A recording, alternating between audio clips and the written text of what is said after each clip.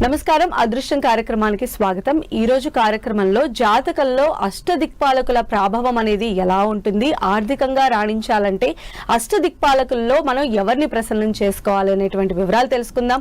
వివరాలు తెలియజేయడానికి మనతో పాటు ఉన్నారు ప్రముఖ జ్యోతిష్యులు వీరాపురం సుబ్రహ్మణ్య స్వామి గారు.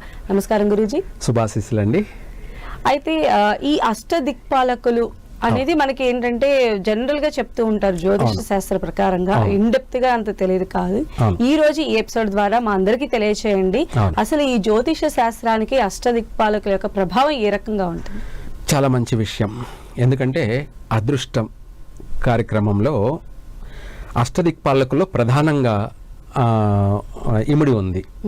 ఎందుకంటే అష్టదిక్పాలకులు అనేవాళ్ళు ఈ విశ్వాన్ని రూలింగ్ చేస్తున్నటువంటి శాఖ. ఏమిటి అంటే పంచభూతాలు వేరు, అవును. ఈ అష్టదిక్పాలకులే రాజకీయం, రూలర్స్ అన్నమాట. ఓకే, వాళ్ళని పరిగణలోకి తీసుకొని మనం ఇక్కడ రూల్ చేస్తున్నాం. మనకు ఆదర్శము, మనకు ప్రేరేపణ, మొత్తం అన్ని కూడా అష్టదిక్పాలకులే ప్రామాణికం. మనం ఇక్కడ రాజకీయం చేస్తున్నామంటే దానికి ప్రామాణికం ఎవరు అంటే అష్టదిక్పాలకులు. ఈ అష్టదిక్పాలకులు వీళ్ళల్లో మనం అదృష్టము అనే ప్రోగ్రాంలో అదృష్టాన్ని పరీక్షించుకోవాలి అంటే మనము చేయాల్సిన ప్రయత్నం చేస్తే తప్పకుండా ఎవరైనా సరే అదృష్టవంతుడు, కోటీశ్వరుడు కావాల్సిందే. అందులో ప్రధానమైన వాడు కుబేరుడు.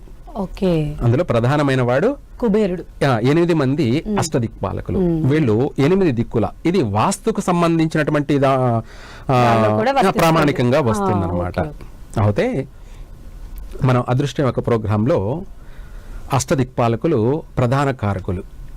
ఈ ఇంద్రుడు, ఈ అష్టదిక్పాలకులు ప్రధానమైన వాడు ఇంద్రుడు. ఈయన తూర్పు అమరావతి నగరం నుంచి, అమరావతి అంటే మన ఆంధ్రప్రదేశ్ లో అమరావతి కాదు, అంతరిక్షంలో అమరావతి. అయితే ఓం లం ఇంద్రాయ నమః, ఓం లం, ఇవి బీజాక్షరాలు అన్నమాట. ఒక బీజాక్షరం అంటే అత్యంత శక్తివంతమైనటువంటి, మనం చెప్పుకుంటున్న మంత్ర బలం కార్యక్రమంలో కూడా ఈ మంత్రము అత్యంత శక్తివంతమైనది, మూల మంత్రము. ఓం లం ఇంద్రాయ నమః. ఈయన దేవతలు అనే కాకుండా అన్ని లోకాలకి కూడా చక్రవర్తి, అన్ని లోకాలకి అధిపతి చక్రవర్తి. ఈయన అనుగ్రహం ఉంటే భోగ భాగ్యాలు, అంతేకాకుండా మనము సీఎం కావాలన్నా, పిఎం కావాలన్నా, ఏది కావాలన్నా మన యొక్క జాతక చక్రంలో నవగ్రహాలే కాకుండా అష్టదిక్పాలకుల్లో ప్రధానమైనటువంటి వాళ్ళు 3 రూల్ చేస్తున్నారు మన జాతక చక్రంలో. అందులో ఇంద్రుడు, అలాగే యముడు, వరుణుడు, ఈ 3 దిక్పాలకులు మన జాతక చక్రంలో ప్రధానమైనటువంటి రూల్ చేస్తున్నారు. వాళ్ళని బట్టే మన జీవితాలు కూడా, ప్రతి ఒక్కరి జీవితం కూడా అభివృద్ధి విషయంలో అభివృద్ధి చెందడం, మళ్ళీ నష్టపోవడం, డౌన్ కావడం అనేది, ఇవే కాకుండా ఆరోగ్యపరమైనటువంటి విషయాల్లో కూడాను వాళ్ళు రూల్ చేస్తున్నారు. ఆయుష్ విషయంలోను, ఆరోగ్య విషయంలోను, ఐశ్వర్య విషయంలోను. ఒక మనిషికి రాజకీయంగా ఎమ్మెల్యే అయ్యాడు. అయితే రాజకీయ పరంగా తను ఎమ్మెల్యే అయ్యాడు అంటే తను మంత్రి కూడా కావచ్చు కదా, లేదంటే ముఖ్యమంత్రి కావచ్చు కదా, లేదు ప్రధానమంత్రికి కూడా కావచ్చు కదా. రాజకీయంగా ఎమ్మెల్యే అయిన వాడు, రాజకీయంలో రాణించిన వాడు, ఇంకా అందులో ఉన్న శాఖల్లో అన్నిట్లో కూడా రాణించవచ్చు కదా. అందులోనే ఉంది సూక్ష్మం. మనం ఎమ్మెల్యే అయ్యామో రేపు ముఖ్యమంత్రి అయిపోతామంటే పొరపాటు. ఎమ్మెల్యే అయ్యాను, నేను ఇంకా రేపు ముఖ్యమంత్రి కూడా అవుతాను అనుకుంటే పొరపాటు. ఎందుకంటే అక్కడ వాళ్ళు ఎంత వరకు రూల్ చేస్తున్నారో అంతవరకే సాగుతుంది. అంతకు మించి మనము వెళ్ళలేము. ఈ అన్నిటిని కూడా రూల్ చేసే వాళ్ళే ఈ ఇంద్రుడు, వరుణుడు, యముడు కూడాను. అయితే ఇందులో ప్రధానంగా ఇంద్రుడే ప్రధాన కారకుడు రాజకీయంగా.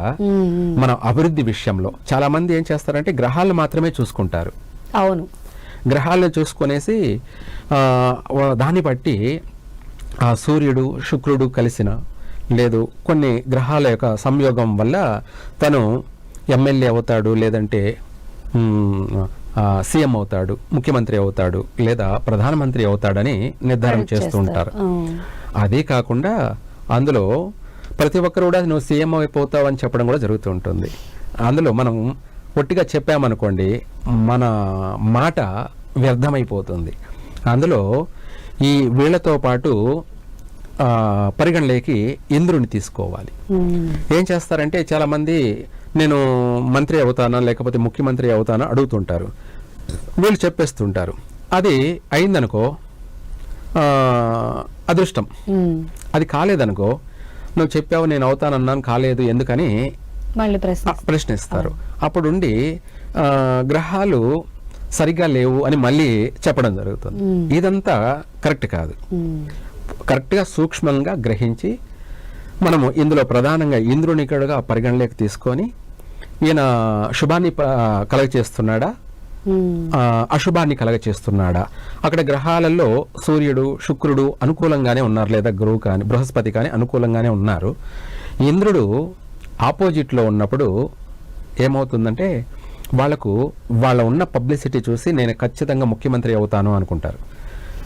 అంత అయిపోయిన తర్వాత కాకపోయేటప్పటికి ఎక్కడ మైనస్ అయింది, ఎక్కడ దెబ్బ కొట్టింది, ఏమైంది అని చెప్పేసి అందరూ డిఫరెన్స్ లేకపోతారు. అంటే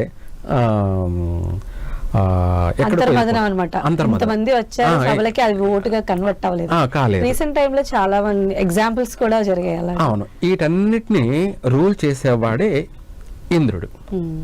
ఈయన తూర్పు దేశం నుంచి ఆయన మనకు సకల భోగభాగ్యాలను సమస్త సుఖాలను రిలీజ్ చేస్తున్నటువంటి వాడు. ఈ విశ్వానికి కూడా ఆయన చక్రవర్తి. అంటే భూమికే కాకుండా ఇంకా అన్ని లోకాలకు కూడా ఆయన చక్రవర్తి. తర్వాత రెండోది ఆగ్నేయము అనగా అగ్నిహోత్రుడు. నిత్యము అగ్ని ప్రజ్వలింప చేస్తూ మన సమస్త కోరికల్ని కూడా ఆయన నెరవేరుస్తున్నటువంటి వాడు. మూడో ఆయన వచ్చేసి యముడు, దక్షిణ దేశాన్ని నుంచి పరిపాలిస్తున్నవాడు. ఆయన ఆరోగ్యాన్ని అందరి యొక్క ప్రాణాలని కంట్రోల్ చేస్తున్నవాడు, ఆయన ఆధీనం.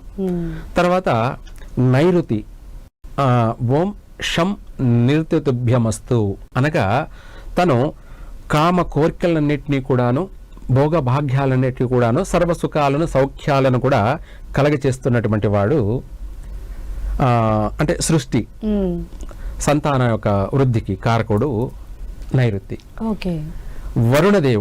వరుణదేవుడు అనగా ఏంటంటే మనకు సకాలంలో మనకి ఏం కావాలి, మనం నిత్యం నీరు తాగాలి, నీరు తాగితేనే ఈ ఆత్మ కూడా ప్రశాంతంగా ఉంటుంది.